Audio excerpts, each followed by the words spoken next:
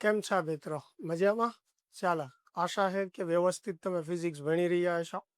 ફરી પાછા આપણે ધોરણ 11 સાયન્સ ફિઝિક્સ ચેપ્ટર નંબર 3 જે છે એમાં આગળ વધીએ છીએ. અને આજના વિડીયો લેક્ચરની અંદર આપણે જે છેલ્લા 2-3 લેક્ચરની અંદર પ્રક્ષિપ્ત ગતિ, નિયમિત વર્તુળમય ગતિ, સમતલમાં ગતિ માટે વેગ પ્રવેગ, આ બધા જે કોન્સેપ્ટ જોયા એના પર આધારિત MCQ જે છે એ જોવાના છે. ચાલો શરૂઆત કરીએ. તો પહેલો MCQ આપણો છે કે એક પ્રક્ષિપ્ત ગતિમાં y બરાબર 8t માઇનસ 5t સ્ક્વેર અને x બરાબર 6t છે. અહીંયા x અને y મીટરમાં છે. તો પ્રારંભિક વેગ શોધો. હવે આના આધારે આપણે સ્થાનાંતર લખવું હોય, બરાબર છે, તો આમ લખી શકીએ x i cap plus y j cap. એક્સિયમ પાછળ i કેપ લખીએ, વાયમ પાછળ j કેપ. એક્સિયમ કેટલો છે 60, એટલે આ 60 i કેપ થશે. વાયમ કેટલો છે 8t minus 5t square j cap. હવે આપણે મેળવવાનું છે પ્રારંભિક વેગ. એની માટે પહેલા વેગનું સમીકરણ મેળવવું પડશે. અને એની માટે આપણે શું કરવું પડે તો કે સ્થાનાંતરનું સમયની સાપેક્ષે વિકલન કરવું પડે. સ્થાનનું જે સમીકરણ છે એનું. ચાલો આનું સમયની સાપેક્ષે વિકલન કરીએ. 6t નું વિકલન જે છે આ સમીકરણનું વિકલન કરવાનું છે. તો અહીંયા 6 એમનમ, t નું વિકલન 1 i કેપ વત્તા 8 t નું વિકલન 1 થશે. હવે t ની 2 ઘાત આગળ આવશે એટલે 5 દુ 10, 1 ઘાત ઓછી એટલે 1t વધશે ઇન્ટુ j કેપ. ચાલો તો v બરાબર 6i cap plus 8 minus 10t into j cap થશે આવું. હવે પ્રારંભિક વેગ કીધો છે, તો પ્રારંભિક વેગ માટે t બરાબર આપણે શું મૂકવું પડે? 0 મૂકવું પડે. તો t બરાબર 0 મૂકીએ એટલે પ્રારંભિક વેગ મળે આપણને, જેને આપણે v0 કહી દઈએ. તો અહીંયા 6i એઝ ઇટ ઇઝ. અહીંયા તમે t ની જગ્યાએ 0 મૂકશો તો આ પદ 0 થઈ જશે, 8 વધશે એટલે વત્તા 8j કેપ. આ જે છે એ આપણા પ્રારંભિક વેગનું સમીકરણ થઈ ગયું. હવે એનું માન મેળવવું હોય તો માન પણ આપણે મેળવી શકીએ. બરાબર, માન કેમ મળશે તો કે અંડર રૂટ એક્સિયમ નો વર્ગ 6 નો વર્ગ એટલે 36, વાયમ નો વર્ગ બરોબર એટલે 8 નો વર્ગ એટલે 64, 36 ને 64 100 નું વર્ગમૂળ જે છે એ નીકળશે 10. તો પ્રારંભિક વેગનું મૂલ્ય કેટલું થયું? 10 મીટર પ્રતિ સેકન્ડ. ક્લિયર? ચાલો વ્યવસ્થિત જોઈ લેજો.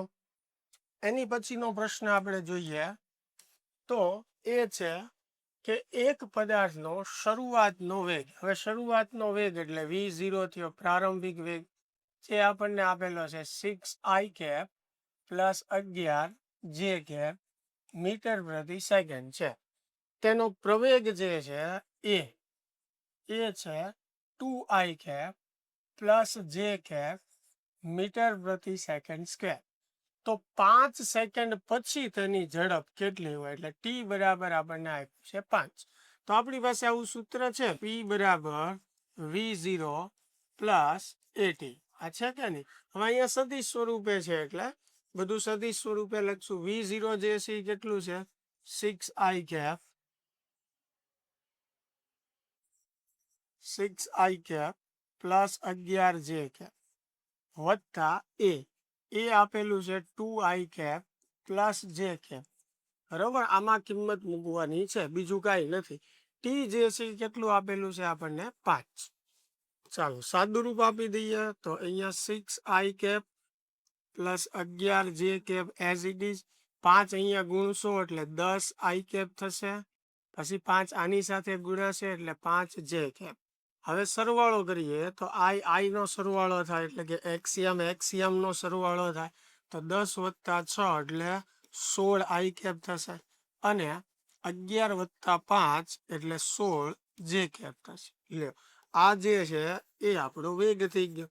આ એનું સદિશ સ્વરૂપ થઈ ગયું. માન મેળવવું હોય તો માન પણ મેળવી શકો, હમણાં જેમ આપણે મેળવ્યું હતું અંડર રૂટ એક્સિયમ નો વર્ગ વત્તા વાયમ નો વર્ગ. હવે એ ઓપ્શન ઉપરથી આપણને ખબર પડે કે ઓપ્શનમાં બધા જવાબ સદિશ સ્વરૂપે આપ્યા છે અથવા તો બધા જવાબ માન સ્વરૂપે આપ્યા છે. એના આધારે આપણે નક્કી કરી શકીએ કે માન મેળવવાનું છે કે નહીં. બરોબર છે. આપણે જવાબ આ મેળવો પણ ઓપ્શનમાં જવાબ સદિશ સ્વરૂપે હોય જ નહીં, માન આપેલા હોય તો પછી આનું માન મેળવીને આપણે ચેક કરવું પડે. ક્લિયર? ચાલો એની પછીનો પ્રશ્ન જે છે કે એક પદાર્થ ઉત્તર દિશામાં વી ઝડપથી ગતિ કરતા કરતા પોતાની ગતિની દિશા દક્ષિણ તરફ ફેરવે છે, તો પદાર્થના વેગમાં થતો ફેરફાર. ચાલો ધ્યાનથી સમજીએ હવે કે પદાર્થ ઉત્તર દિશામાં, બરોબર, ધારો કે આ ઉત્તર દિશા છે એટલે શરૂઆતમાં પદાર્થ જે છે ઉત્તર દિશા તરફ વી ઝડપથી જાય છે એટલે એનો પ્રારંભિક વેગ જે છે v1 એ વી જેટલો છે. ઉત્તર દિશા એટલે આપણે સમજો કે આ એક્સ અક્ષ છે, બરોબર, તો આ પૂર્વ પશ્ચિમ થશે અને એને લંબ આ જે છે ઉત્તર દક્ષિણ થશે એટલે આ બાજુ ઉત્તર હશે અને તમારા તરફ જે છે એ દક્ષિણ હશે. બંને એકબીજાથી એક્ઝેક્ટ વિરોધી દિશામાં આવશે, બરોબર. તો એ દિશાને આપણે વાય અક્ષ કહી દઈએ, બરોબર છે. તો ઉપર જે મેં અહીંયા દોર્યું છે એ ધન વાય થઈ ગયો, તો ધન વાય માટે અહીંયા શું આવશે? જે કેપ આવશે, બરોબર. એની દિશા તો મારે દર્શાવવી પડે ને, તો કઈ દિશામાં છે? એ ધન વાય દિશામાં છે, બરોબર. હવે પછી ગતિની દિશા જે છે એ દક્ષિણ કરે છે, જો દક્ષિણ તરફ ફેરવે એટલે પાછો વિરુદ્ધ દિશામાં હાલે છે. તો હવે વેગ જે છે v2 જે છે મૂલ્ય તો એનું v જેટલું જ છે પણ દિશા બદલાણી એટલે માઇનસ જે કેપ થશે. ધન વાય ની એક્ઝેક્ટ વિરોધી દિશામાં થયું તો એ ઋણ વાય જ આવશે એટલે માઇનસ જે કેપ થશે. હવે મારે મેળવવાનો છે વેગનો ફેરફાર એટલે કે ડેલ્ટા વી. તો શું થાય?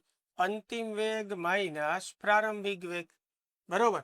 તો v2 જે છે માઇનસ વી જે કેપ, v1 જે છે એ વી જે કેપ એટલે થશે માઇનસ 2 વી જે કેપ. એટલે આ ડેલ્ટા વી આપણો થઈ ગયો. હવે એનું માન આપણે લખવું હોય તો માન કેટલું થશે? 2v થશે, કારણ કે અહીંયા એક જ યામ છે તો માઇનસ છે તો માન મેળવશું તો પ્લસ થઈ જશે, બરોબર. એટલે એનું મૂલ્ય 2v થશે. આ એનો સદિશ થયો વેગના ફેરફારનો. ખ્યાલ આવે છે? પાક્કું? ચાલો એની પછીનો પ્રશ્ન આપણે કરીએ તો એ છે એક કણનો સ્થાન સદિશ r બરાબર 10t² i કેપ. ચાલો સ્થાન સદિશ આપ્યો છે 10t² i cap minus 5t જે કેપ વત્તા 7k કેપ વડે આપી શકાય છે. તો ટી બરાબર 2 સેકન્ડથી 5 સેકન્ડના ગાળામાં પ્રવેગનો ફેરફાર મેળવો. અહીંયા જે છે આ શબ્દ કાઢી નાખવાનો. શું શબ્દ છે? પ્રવેગનો ફેરફાર મેળવો. ચાલો પ્રવેગનો ફેરફાર મેળવવો હોય તો અંતિમ પ્રવેગ માઇનસ પ્રારંભિક પ્રવેગ કરા. તો આપણી પાસે બંને પ્રવેગ હોવા જોઈએ, અંતિમ અને પ્રારંભિક, બરોબર. તો એની માટે પહેલા તો પ્રવેગનું સૂત્ર મેળવવું પડશે. તો મને સ્થાન સદિશ આપેલો છે તો એના આધારે હું વેગનો સદિશ મારે મેળવવો હોય તો શું કરવું પડે? તો કે આજનું ટી ની સાપેક્ષે વિકલન કરો એટલે વેગ મળશે. અહીંયા ટી ની 2 ઘાત આગળ આવશે એટલે 20t i કેપ થશે. 2 ઘાત આગળ આવે 1 ઘાત ઓછી થાય માઇનસ અહીંયા 5t જે છે એનું વિકલન 1 જે કેપ. હવે આમાં ટી છે જ નહીં એટલે અચળ પદ થયું. અચળ પદનું વિકલન શું થાય? 0. તો વેગ જે છે એ મને મળશે 20t i કેપ માઇનસ 5 જે કેપ. આ તો વેગ મળ્યો.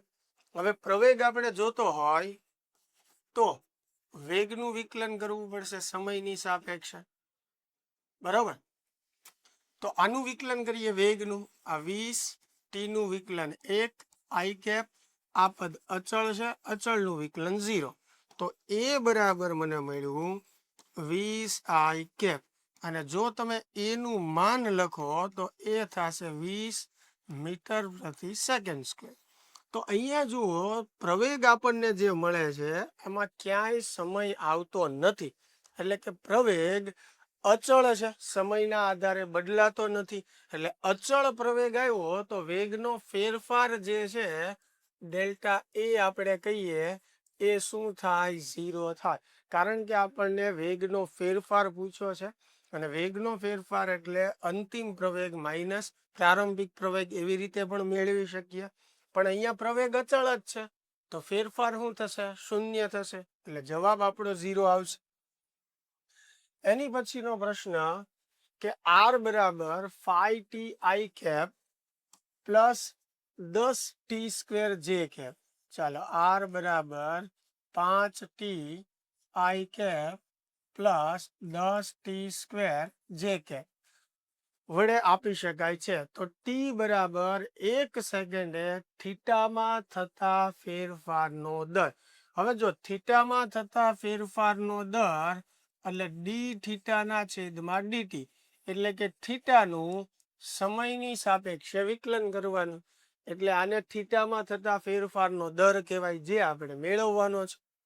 ચાલો, એ મેળવવા માટે પહેલા છે ને આપણે વેગ મેળવશું, બરોબર. અને વેગ મેળવવા માટે આપણે શું કરવું પડશે? આર નું સમયની સાપેક્ષે વિકલન. ચાલો કરી નાખીએ વિકલન. તો 5 અહીંયા ટી નું વિકલન 1 થશે એટલે 5 આઈ કેપ વત્તા અહીંયા ટી ની 2 ઘાત આગળ આવશે એટલે 20 ટી જે કેપ. આ વેગ થઈ ગયો, બરોબર. હવે શું કીધું છે? ટી બરાબર 1 સેકન્ડે, એટલે ટી બરાબર 1 મૂકી દઈએ આમાં. તો ટી બરાબર 1 મૂકી દઈએ તો વેગ આપણને મળશે 5 આઈ કેપ વત્તા અહીંયા ટી ની જગ્યાએ 1 મૂકો તો 20 જે કેપ. ચાલો, આ વેગનો સદિશ થઈ ગયો. હવે મારે આની દિશા ગોતવી હોય તો ટેન થીટા બરાબર વાયામ, વેગનો વાયામ છેદમાં વેગનો એક્સયામ, આવું સૂત્ર છે દિશા માટે. તો અહીંયા ટેન થીટા બરાબર વાયામ જે છે એ કેટલો છે? પણ અહીંયા એક કામ કરીએ, આપણે ટી બરાબર 1 જે છે એ પછી મૂકશું, કારણ કે જો પહેલા મૂકીને મેળવશું તો એ અચળ કિંમત થઈ ગઈ એટલે વિકલન 0 આવશે. એટલે આપણે આ જે વેગ મેળવો છે એનું જ આપણે દિશા જે છે એ મેળવીએ. પછી જે જવાબ આવે એમાં ટી બરાબર 1 મૂકી દેશું. તો વી નું સમીકરણ આ છે, બરોબર. એનો વાયામ છેદમાં એક્સયામ. ચાલો, વાયામ જે છે કેટલો છે? 20t અને એક્સયામ જે છે કેટલો છે? 5. સમજાય છે? આ વાયામ છે, આ એક્સયામ છે. તો ટેન થીટા બરાબર 5 ચોકુ 20 એટલે 4t થશે. હવે બંને બાજુ આપણે ટી ની સાપેક્ષે વિકલન કરીએ એટલે કે ડી બાય ડીટી ઓફ અહીંયા થશે ટેન થીટા અને અહીંયા થશે D by DT of 4t. હવે ટેન થીટાનું વિકલન શું થશે? સેક સ્ક્વેર થીટા થશે. ટેન થીટાનું વિકલન સેક સ્ક્વેર થીટા થશે. અને વિકલનના સાંકળ નિયમથી આપણે લખવું પડશે અહીંયા ડી થીટાના છેદમાં ડીટી. કેમ કે અહીંયા ટી ની સાપેક્ષે વિકલન કરીએ છીએ, અહીંયા થીટા છે એટલે ગુણાકારમાં સાંકળ નિયમ આવશે, બરાબર. અહીંયા ટી ની સાપેક્ષે વિકલન 1, આ 4 અચળ છે તો એ એમનેમ રહેશે, બરોબર છે. તો હવે મારે આ મેળવવાનું છે તો આ પદ ક્યાં જશે? છેદમાં. એટલે ડી થીટાના છેદમાં ડીટી બરાબર થશે 4 ના છેદમાં સેક સ્ક્વેર થીટા. તો ડી થીટાના છેદમાં ડીટી. હવે 1 સેક સ્ક્વેર એટલે આપણે એને કોસ સ્ક્વેર લખી શકીએ. તો 4 કોસ સ્ક્વેર થીટા. ખ્યાલ આવે છે? આ જે છે એ આપણને ડી થીટાના છેદમાં ડીટી મળી ગયું. હવે આમાં ટી નથી આવતો. જો આપણને કીધું છે ટી બરાબર 1 સેકન્ડ. હવે જો આમાં ટી આવતો હોત તો આપણે ટી બરાબર 1 મૂકે, પણ અહીંયા ક્યાંય સમય આવતો નથી. તો આ આપણો ફાઇનલ જે છે એ આન્સર થઈ ગયો. ક્લિયર થાય છે? પાક્કું? ચાલો આગળ વધીએ. એની પછીનો પ્રશ્ન જે છે કે આર બરાબર બીટી, આર બરાબર બીટી 1 માઇનસ આલ્ફા ટી, જ્યાં બી અને આલ્ફા જે છે અચળાંકો છે, તો કણનો વેગ મેળ. બરોબર, શું મેળવવાનું છે આપણે? કણનો વેગ. તો આ સરળ છે, ખાલી અહીંયા થોડુંક આ ટી જે છે અંદર, આ બીટી અંદર ગુણી નાખવું, બરોબર છે. તો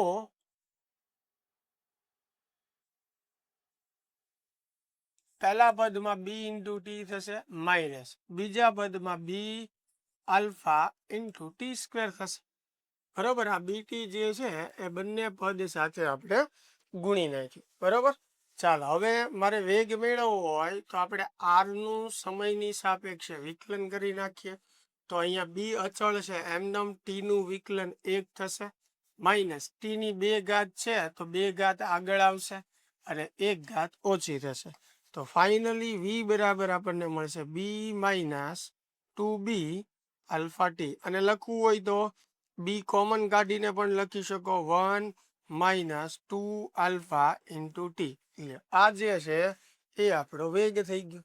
ક્લિયર? હજી આમાં આપણને કોઈ સમય આપ્યો હોય કે ટી બરાબર આ સમયે વેગ મેળવો, તો વેગ નું સમીકરણ મેળવ્યા પછી એમાં ટી ની કિંમત મૂકી દેવાની. બરોબર, ચાલો એની પછીનો પ્રશ્ન આપણે કરીએ.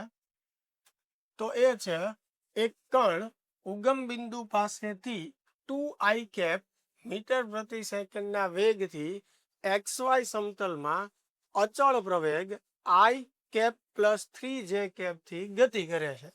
તો 2 સેકન્ડ પછી તેનું સ્થાનાંતર જે છે એ કેટલું થશે? ચાલો આપણને વેગ આપ્યો છે પ્રારંભિક, એ કેટલો છે 2i કેપ. પ્રવેગ આપેલો છે એ, ચાલો એ કેટલો છે i cap plus 3j cap છે પ્રવેગ. સમય આપણને કીધું છે ટી બરાબર 2 સેકન્ડ, ત્યારે મેળવવાનું છે સ્થાનાંતર. હવે એનું સમીકરણ થાય v0t પ્લસ 1/2 at સ્ક્વેર. આવું થશે. હવે આમાં જે કિંમત આપણી પાસે છે એ મૂકી દઈએ. v0 જે છે એ કેટલું છે 2i કેપ છે, આ 1/2 એ જે છે એ i cap plus 3j cap, બરોબર, ઇન્ટુ ટી સ્ક્વેર. ચાલો, અને ટી બરાબર આપણને શું કીધું છે 2, એટલે ટી બરાબર 2 જ મૂકવાનું છે, એટલે એ પણ આપણે સાથે સાથે મૂકી દેશું. ચાલો 2t ની જગ્યાએ 2 અને સ્થાનાંતર જ મેળવવાનું. જો 2 સેકન્ડ એટલે ટી બરાબર સીધું આમાં જ 2 મૂકશું આપણે 1/2. હવે આ જે 1/2 જે છે અંદર ગુણ્યાશે. બરોબર, અહીંયા આ 1/2 પછી ટી સ્ક્વેર અહીંયા ગુણ્યા ટી ની જગ્યાએ કેટલા આવશે 2. જો આ ટી છે, ટી એટલે કેટલું મૂકવાનું 2, એટલે 2 નો વર્ગ થશે, તો એ 2 નો વર્ગ અહીંયા ગુણાશે, એટલે મેં ગુણી નાખ્યો. છેદમાં 2 છે એમને i કેપ. બરોબર, ચાલો આ 2 છેદમાં આવશે એટલે 3 ના છેદમાં 2. આ ટી સ્ક્વેર અંદર ગુણાશે, ટી સ્ક્વેર એટલે 2 નો વર્ગ જે કે. ખ્યાલ આવ્યું? ટી સ્ક્વેર મેં અંદર ગુણી નાખ્યું અને સાથે સાથે કિંમત મૂકી દીધી છે. ચાલો, તો આર બરાબર થશે 2 ગુણ્યા 2 એટલે 4i કેપ. અહીંયા 1 2 2 કેન્સલ થશે એટલે 2i કેપ વધશે, વત્તા અહીંયા પણ 1 2 2 કેન્સલ થાય, 1 2 વધે એટલે 3 દુ 6, એટલે 6 જે કેપ. હવે i નો સરવાળો કરી નાખો. તો i નો આપણે સરવાળો કરીએ 4 વત્તા 2 એટલે 6i કેપ વત્તા 6 જે કેપ. એટલે આ જે છે એ આપણને સ્થાનાંતર મળી ગયું. ખ્યાલ આવે છે? અહીંયા આપણને સ્થાનાંતર કીધેલું છે, એટલે આર ના સમીકરણમાં વી અને એ અને ટી ની કિંમત મૂકીને આર તમારે મેળવવાનો છે, બીજું આમાં કંઈ નથી. ક્લિયર? એની પછીનો પ્રશ્ન જે છે, એક લડાકુ વિમાન જમીનની સાપેક્ષે 1000 કિલોમીટર પ્રતિ અવરના વેગથી ઉડી રહ્યું છે. ચાલો, પ્લેન જે છે એનો વેગ જમીનની સાપેક્ષે, બરોબર છે, એટલે જમીનને આપણે ગ્રાઉન્ડ કહીએ, પ્લેન માટે જે છે આપણે પી સંજ્ઞા વાપરીએ. તો ગ્રાઉન્ડની સાપેક્ષે પ્લેનનો વેગ એટલે વીપીજી એ આપણને આપેલો છે 1000 કિલોમીટર પ્રતિ અવર. તેમાં ઈંધણ બળવાથી નીકળતો વાયુ વિમાનની ગતિની વિરોધી દિશામાં ફેંકાય છે. જો આ વાયુનો લડાકુ વિમાનની સાપેક્ષે વેગ 1300 કિલોમીટર પ્રતિ અવર હોય, બરોબર, એટલે વાયુ માટે સી શબ્દ વાપરું, અને વાયુનો વેગ જે છે એ પ્લેનની સાપેક્ષે આપ્યો. પ્લેનની સાપેક્ષે વાયુનો વેગ એટલે વીસીપી થયું, એ કેટલું આપેલું છે 1300 કિલોમીટર પ્રતિ અવર. તો વાયુનો જમીનની સાપેક્ષે વેગ કેટલો, એટલે VCG જે છે એ આપણે મેળવવાનું છે. બરાબર, શું મેળવવાનું છે? VCG આપણે મેળવવાનું છે. હવે VCG આપણે મેળવવું હોય તો VPG વત્તા શું થશે? VCG થશે. આ કેટલું આપેલું છે? 1000. અને આ કેટલું આપેલું છે? -1300. બરોબર. શું કામ -1300? તો કે આ વિમાનની ગતિની વિરોધી દિશામાં છે એટલે માઇનસ થશે. એટલે મેં અહીંયા નિશાની નથી લખી પણ અહીંયા મૂકું છું. અથવા એવો ડાઉટ હોય તો આ નિશાની તમારે અહીંયાથી જ કરી નાખવાની છે એટલે ભૂલ ન પડે. બરોબર છે. તો જમીનની સાપેક્ષે વાયુનો આપણે વેગ જોતો હોય શું થશે? VPG વત્તા VCG એટલે 1000 - 1300 એટલે એ થશે -300 કિલોમીટર પ્રતિ અવર. રેડી? ખ્યાલ આવે છે? ચાલો એની પછીનો પ્રશ્ન આપણે જોઈએ તો એ છે ઘડિયાળના સેકન્ડ કાંટાના છેડાની રેખીય ઝડપ v છે. તો 15 સેકન્ડમાં રેખીય વેગના ફેરફારનું મૂલ્ય મેળવો. હવે સમજો કે ધારો કે સેકન્ડ કાંટો જે છે એ અહીંયા છે શરૂઆતમાં. તો સેકન્ડ કાંટો જ્યારે અહીંયા હશે ત્યારે એનો વેગ જે છે, સેકન્ડ કાંટો વર્તુળાકાર ફરતો હોય, નિયમિત વર્તુળમય ગતિ, અને એમાં જે વેગ આવશે એ ક્યાં આવશે? સ્પર્શકની દિશામાં. એટલે એનો પ્રારંભિક વેગ જે છે V1 એ આ તરફની જમણી તરફની દિશામાં થશે. અને ધારો કે હું એને ધન x અક્ષ દિશા ગણું તો એનો વેગ v દિશા મુજબ I કેપ મારે દર્શાવવું પડે. હવે આ સેકન્ડ કાંટો 15 સેકન્ડ બાદ અહીંયા આવશે. બરોબર, 3 ઉપર. ધારો કે અહીંયા 12 ઉપર છે સેકન્ડ કાંટો, અહીંયા 3 ઉપર આવ્યો તો ત્યારે વેગ જે છે એ સ્પર્શકની દિશામાં એટલે નીચે તરફ થશે એટલે V2 થશે. અને નીચે તરફ એટલે ઋણ y દિશા થઈ તો -v જે કેપ થશે. તો હવે વાત આવી થઈ કે પ્રારંભિક વેગ આ દિશામાં છે, અંતિમ વેગ V2 જે છે આ દિશામાં છે. આ બેયને જોડતો સદિશ એટલે એ બતાવે ડેલ્ટા v. બરોબર, તો ડેલ્ટા v મારે મેળવવાનો છે. હવે ડેલ્ટા v જે છે એ મારે મેળવવું હોય તો V2 - V1 કરવું પડે. હવે V2 એટલે -v જે કેપ, અહીંયા જે કેપ છે. બરોબર, અને V1 એટલે vi કેપ. તો હવે આનો સરવાળો નહીં થાય કારણ કે આ જે કેપ છે I કેપ છે એટલે આ આપણો ડેલ્ટા v નો સદિશ થઈ ગયો. જો આપણે એનું માન મેળવવું હોય તો અંડર x નો વર્ગ. x નો વર્ગ એટલે -v નો વર્ગ એટલે +v થશે, +v². એમ. અને એવી જ રીતે અહીંયા પણ -v નો વર્ગ એટલે +v². તો v² વત્તા v² એટલે 2v² થશે. વર્ગમૂળ કાઢો એટલે √2v. લ્યો, આ એનું માન થઈ ગયું, આ એનો સદિશ થઈ ગયું. સમજાય છે? પાક્કું?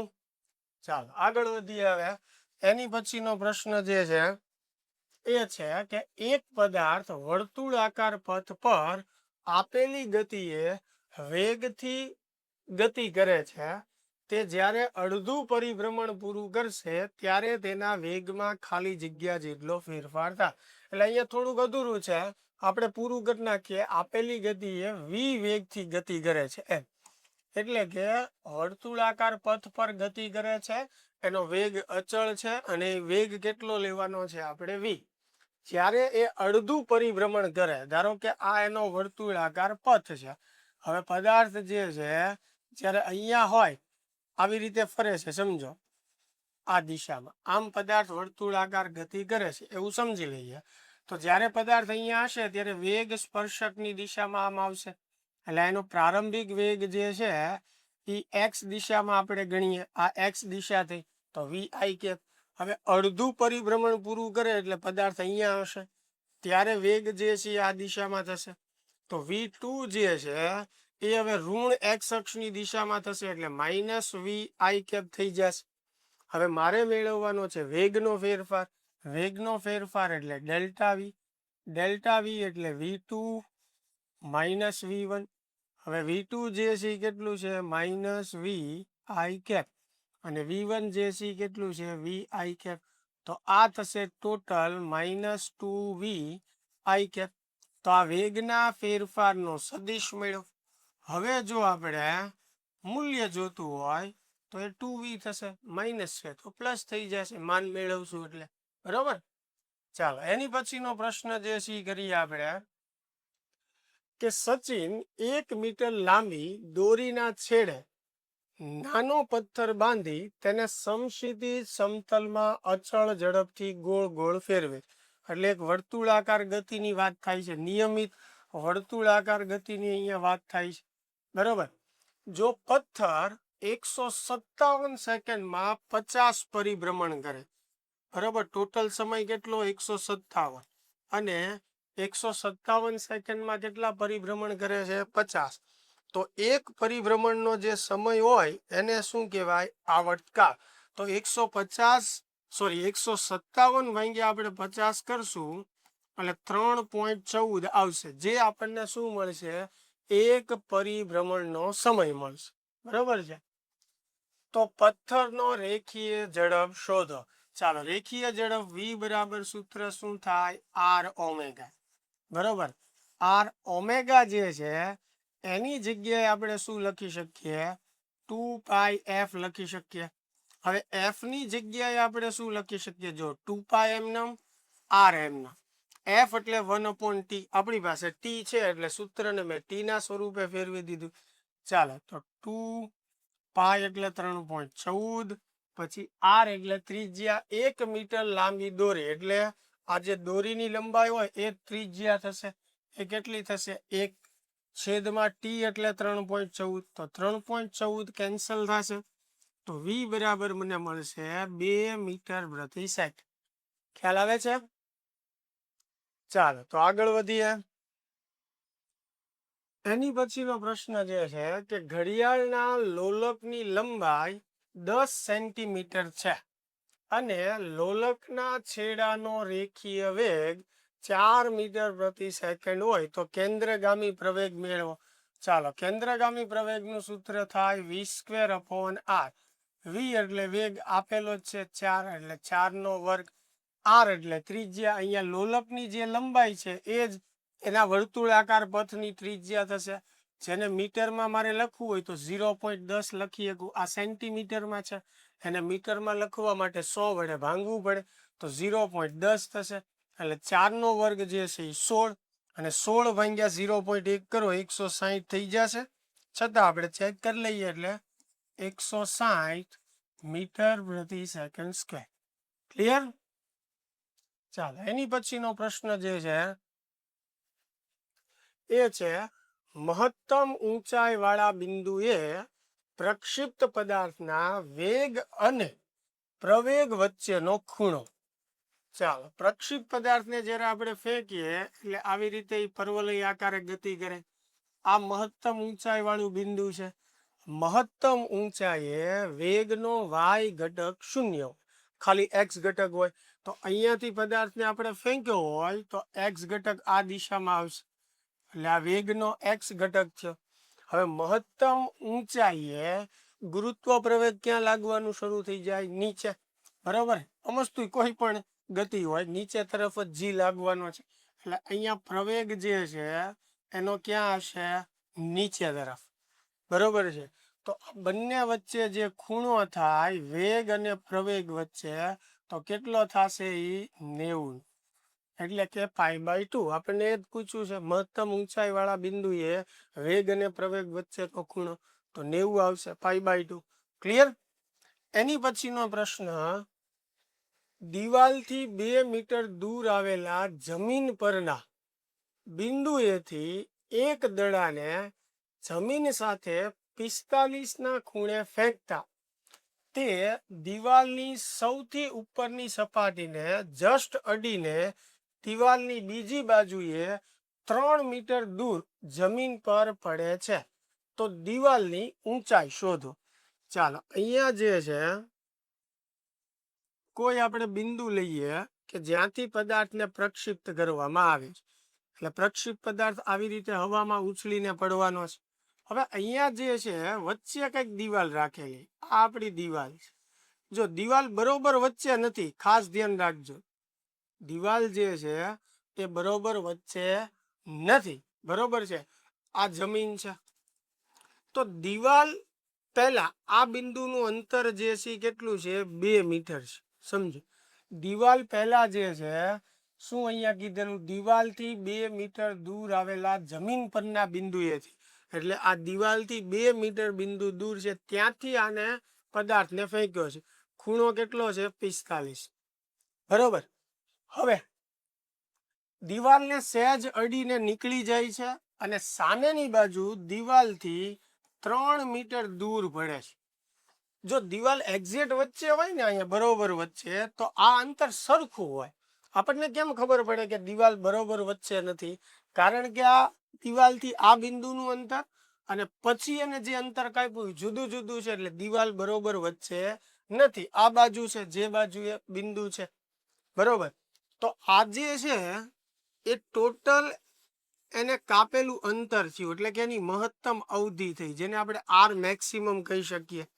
અને આર મેક્સિમમ આપણને કેટલું આપેલું છે 5 મીટર આપેલું છે, એટલે અવધિ આપણી પાસે છે કે વધુ વધુ એ કેટલું અંતર કાપે છે 5 મીટર. ખૂણો આપેલો છે આપણને, બરોબર છે. મારે મેળવવાનું છે દિવાલની ઊંચાઈ, એટલે આ હાઈટ, વાય દિશાનું આ અંતર મેળવવાનું છે, બરોબર. અને આપણે વાય કહી દઈએ, બરોબર. હવે સમજો ધ્યાનથી, મારી પાસે વેગ નથી, વેગ આપણને આપ્યો નથી, તો મહત્તમ અવધિ જે છે ને આર મેક્સિમમ, એનું સૂત્ર થાય v0² બાય જી. તો આમાંથી v0² મારે મેળવવું હોય તો આર મેક્સિમમ એને ગુણ્યા જી. તો આર જે છે એ કેટલું છે 5 અને જી એટલે 9.8. ચાલો 9.8 ગુણ્યા 5 કરો જોઈએ કેટલું આવે છે, તો એ આવે છે 49.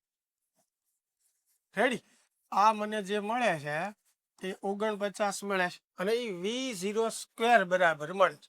તો હું આનું વર્ગમૂળ નથી કાઢતો, આગળ આપણે v0² જ મૂકવાનું આવશે, એટલે આને એમનેમ રાખું છું, બરોબર છે. હવે સમજો મારે આ વાય મેળવવાનો છે, બરોબર છે.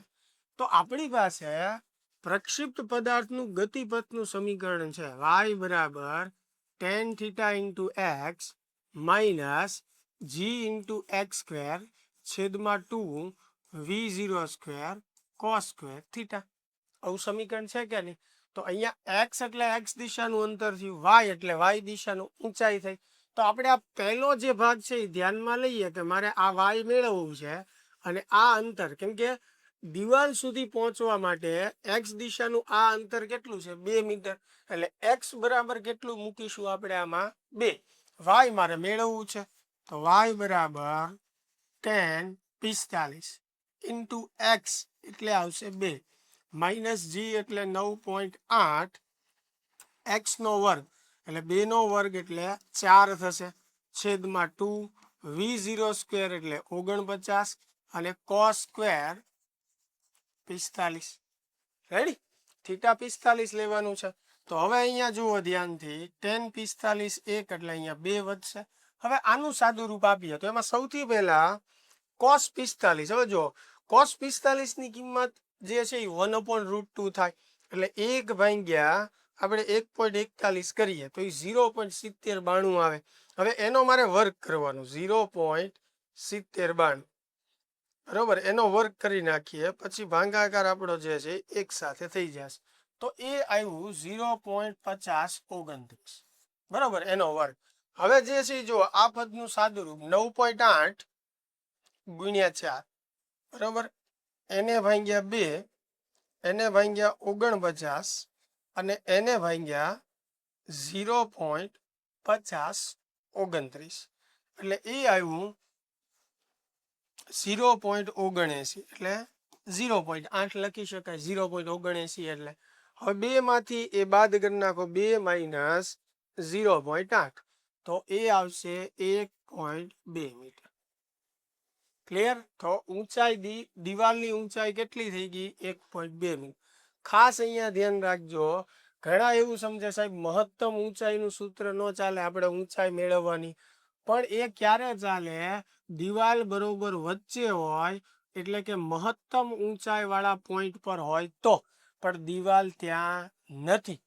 અને ક્યાંથી ખબર પડી આપણને? આ અંતર ઉપરથી, કે આ અંતર 2 મીટર છે, પછી કપાયેલું અંતર જે છે એ 3 મીટર છે. જો દિવાલ મહત્તમ ઊંચાઈ વાળા પોઈન્ટ ઉપર હોય તો આ અંતર અને એની પછીનું કપાયેલું અંતર સરખું, પણ એ સરખું નથી. એટલે મહત્તમ ઊંચાઈ વાળા પોઈન્ટ થી દિવાલ આગળ છે. ખ્યાલ આવે છે? એટલે આ રીતે જ આપણે મેળવવું પડશે. ચાલ, એની પછીનો પ્રશ્ન જે છે આપણે જોઈએ તો પ્રક્ષિપ્ત પદાર્થ માટે મહત્તમ ઊંચા અને અવધિ આર વચ્ચેનો સંબંધ. ચાલો, મહત્તમ ઊંચાઈ એટલે h, બરોબર, અને અવધિ એટલે આર. બેયનો સીધો આપણે ગુણોત્તર જ લઈ લઈએ. હવે મહત્તમ ઊંચાઈનું સૂત્ર થાય v0 square sine square theta છેદમાં 2g, અને આર નું સૂત્ર અવધિનું થાય v0 સ્ક્વેર સાઇન 2 થીટા છેદમાં g. ચાલો, v0 square cancel, g cancel. તો હવે આ બાજુ ઉપર સાઇન સ્ક્વેર થીટા છે એને સાઇન થીટા ગુણ્યા સાઇન થીટા લખી શકાય, બરોબર. પછી આ બે જે છે એને છેદમાં લઈ લઈએ, બરોબર. આ બે વધ્યા ને એને છેદમાં લઈ લીધા. સાઇન 2 થીટા એટલે 2 sine theta into cos theta થાય. અને આ બધું શેના બરાબર છે? h ના છેદમાં r બરાબર છે. ચાલો, તો એક સાઇન થીટા કેન્સલ થાય, 2 ગુણ્યા 2 એટલે 4 થશે. સાઇન ના છેદમાં કોસ એટલે એને લખી શકાય ટેન થીટા. સાઇન ના છેદમાં કોસ એટલે ટેન થીટા. 2 ગુણ્યા 2 એટલે 4. તો આના પરથી ટેન થીટા બરાબર મળે 4h/r. તો આવા ઘણા પ્રશ્નો સોલ્વ કરવા માટે તમને આ સૂત્ર કામ લાગી શકે કે મહત્તમ ઊંચાઈ અને અવધિને સાંકળતું એક આ સૂત્ર છે, ટેન થીટા બરાબર 4h/r.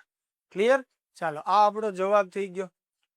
એની પછીનો પ્રશ્ન જોઈએ તો એક પદાર્થને 45 ના ખૂણે પ્રક્ષિપ્ત કરવામાં આવે છે.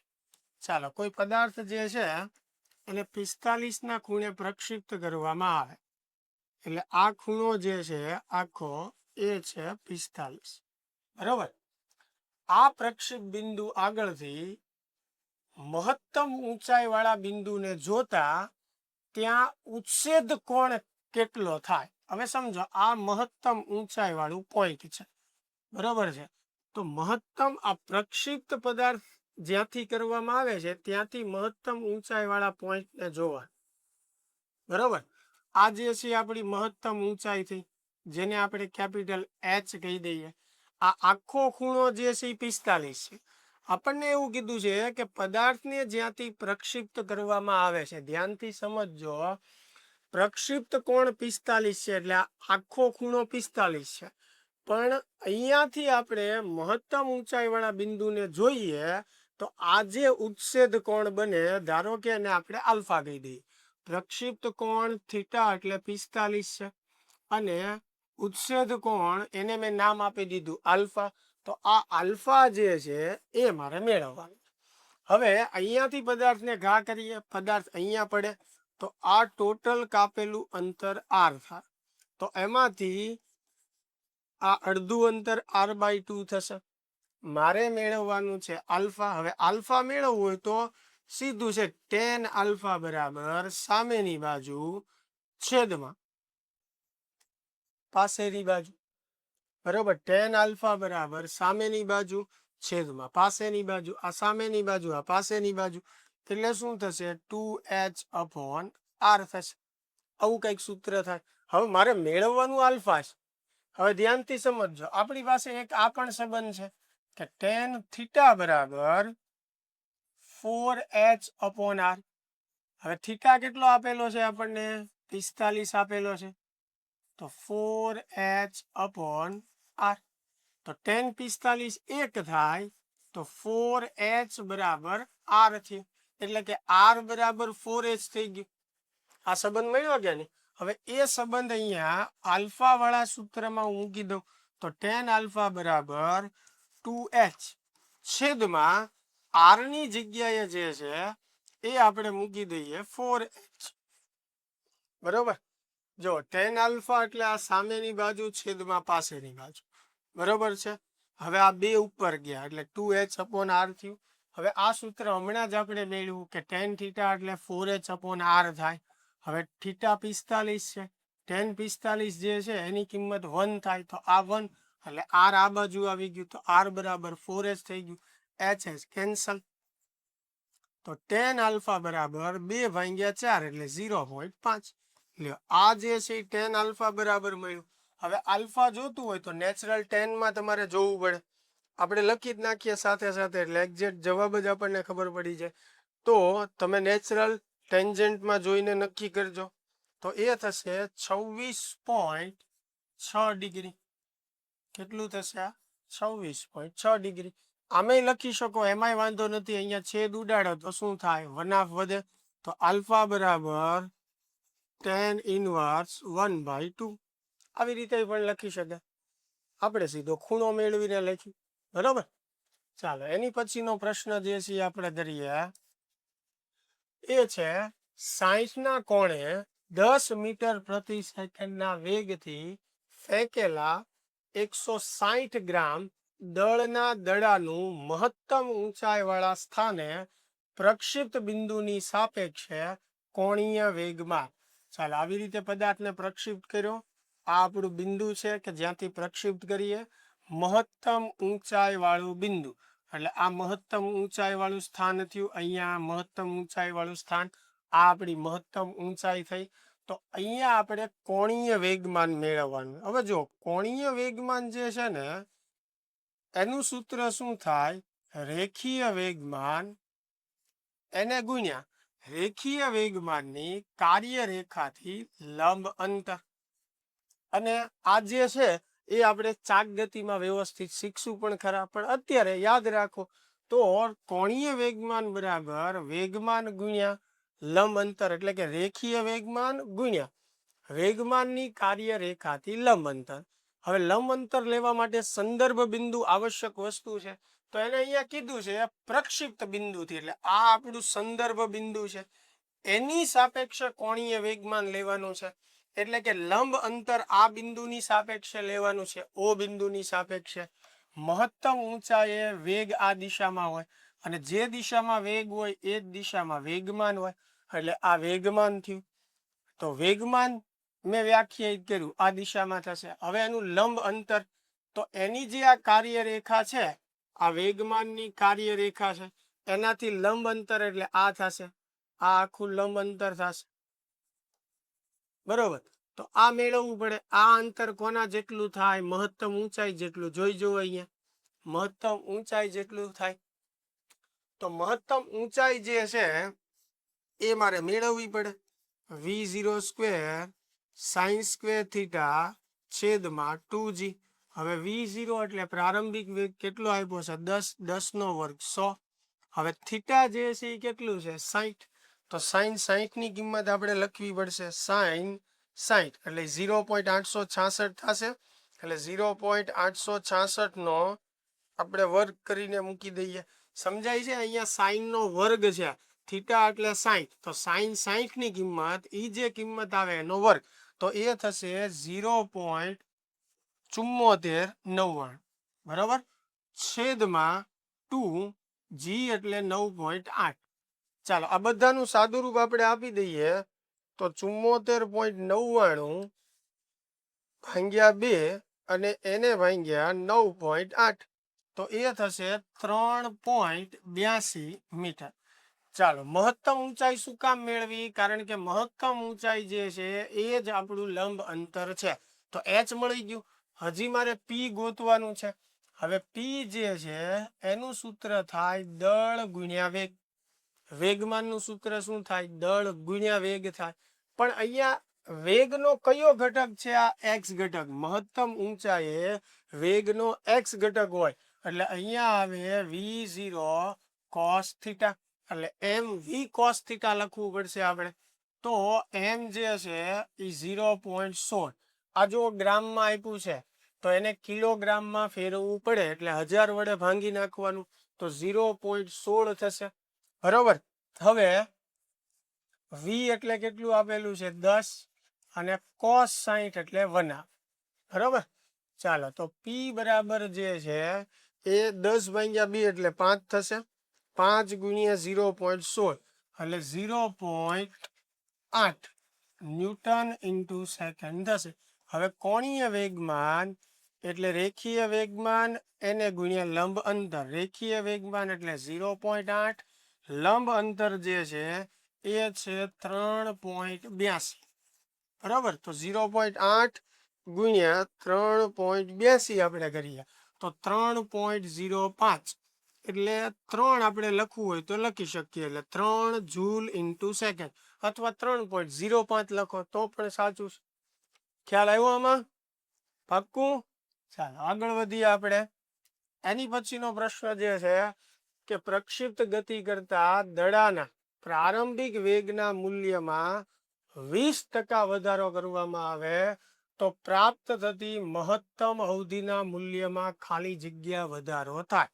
ચાલો પ્રારંભિક વેગ એનો v1 જે છે એ આપણે ધારી લઈએ v. હવે હું એમાં 20% વધારો કરું એટલે v વત્તા, વધારો છે એટલે પ્લસ કરવાનું, ઘટાડો કીધો હોત તો બાદ કરે. 20% કોના 20%? એના મૂળ મૂલ્યના, એટલે 20% v ના જ લેવાના છે. બરાબર. તો v2 બરાબર v, અહીંયા ટકાવારી દૂર કરવા માટે 100 વડે ભાંગો તો 0.2 થાય. તો v2 બરાબર v વત્તા 0.2v એટલે 1.2v થશે. હવે અવધિના બે સૂત્ર લખીએ. બરોબર. પહેલી મહત્તમ અવધિનું સૂત્ર થાય v0² છેદમાં g. બરોબર. મહત્તમ અવધિ છે પણ આને r1 કહી દઉં છું, અહીંયા v0 ની બદલે v1 કહું છું. બરોબર. પ્રારંભિક શરૂઆતમાં જે વેગ છે. પછી એવી રીતે બીજા કેસ માટે આપણે v2 કહીએ. હવે બે સમીકરણનો આપણે ગુણોત્તર લઈ લઈએ તો v2² છેદમાં g, v1² છેદમાં g. તો g કેન્સલ થશે. તો r2 ના છેદમાં r1 બરાબર મને શું મળશે? v2² છેદમાં v1². હવે v2 એટલે 1.2v એનો વર્ગ, v1 એટલે v. રેડી? તો v² કેન્સલ થશે. 1.2 નો આપણે વર્ગ કરી નાખીએ તો એ થશે 1.44. બરાબર. કેટલું થશે? 1.44. હવે ધ્યાનથી તમે સમજો કે r1 જે છે હું ટકાવારીમાં મારે મેળવવું હોય તો ધારો કે 100 છે. r1 કેટલું છે? 100. તો r2 જે છે એ મને 1.44 ગુણ્યા r1 મળે. r1 આપણે અહીંયા ગુણી નાખીએ તો r1 ગુણી નાખીએ તો r1 ગુણ્યા 1.44 એટલે આ 144 થઈ જશે. તો r2 જે છે એ 144 થયું. r1 કેટલું હતું? 100. તો વધ્યું કેટલું? ડેલ્ટા r મારે મેળવવું હોય તો વધ્યું કેટલું? તો કે 144 માંથી 100 બાદ કરીએ એટલે 44 વધ્યું. અરે મેં ટકાવારીમાં જ લીધું છે એટલે અહીંયા 100 ધાર્યું છે. બરોબર છે. તો કેટલા ટકા વધ્યું કહેવાય? 44%. બરાબર. આવી રીતે નક્કી કરી શકાય. આમ ન કરવું હોય તમારે તો આમ પણ કરી શકો તમે. અંશમાંથી છેદ બાદ કરો, વિયોગ લ્યો તો 1.44 માઇનસ 1. અહીંયા છેદમાં કાંઈ નથી તો 1 તો ગણાય. આને આપણે કહી શકીએ ડેલ્ટા r ના છેદમાં r. અહીંયા વધશે 0.44. હવે ટકાવારીમાં જોતું હોય 100 વડે ગુણી નાખો 44%. બરાબર. પહેલા જે રીતે સમજાવ્યું એવી રીતે સમજી શકો છો અને આ રીતે કરી શકો. બરાબર. ચાલો એની પછીનો પ્રશ્ન જે છે,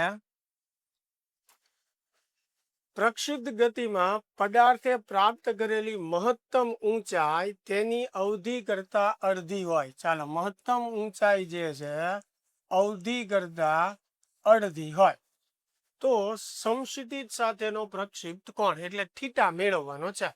બરાબર. આ બે ને આ બાજુ લઈ લઉં, અહીંયા h નું સૂત્ર મૂકી દઉં, v0² sin² થીટા છેદમાં 2g.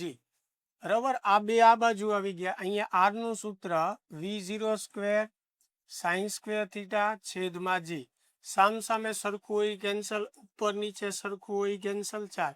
તો આ બાજુ વધ્યું સાઇન સ્ક્વેર થીટા એટલે સાઇન થીટા ગુણ્યા સાઇન થીટા.